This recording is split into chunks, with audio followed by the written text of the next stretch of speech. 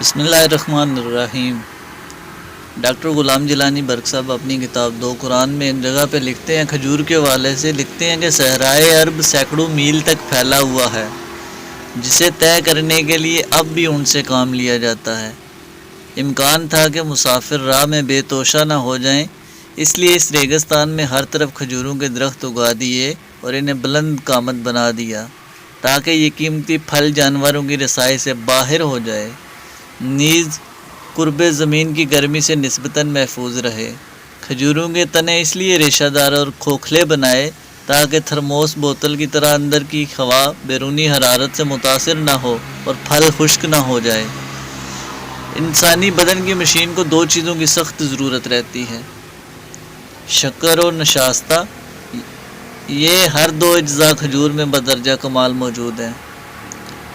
جنگل میں حفاظت اسمار کے مسالے کہاں مل سکتے تھے؟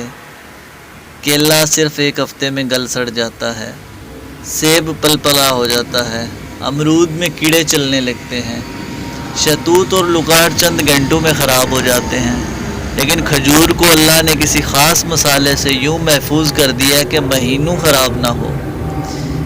کھجور کی جڑیں زمین سے دو قسم کا رس چوستی ہیں، کثیف اور لطیف۔ کثیف رس سے تنے اور شاخیں بنتی ہیں اور لطیف سے پھل۔ پھل کے ہر دانے کے ساتھ ایک مصفی لگا ہوتا ہے جو رس کو مزید صاف کرتا ہے۔ گٹھلی کی ترکیب کچھ لطیف اور کچھ کثیف رس سے ہوتی ہے، لیکن گٹھلی کڑوی ہوتی ہے اور چھلکا میٹھا۔ ان ہر دو کے درمیان ایک پردہ لگا دیا گیا تاکہ تلخی اور شیرنی خلط ملط نہ ہو جائیں۔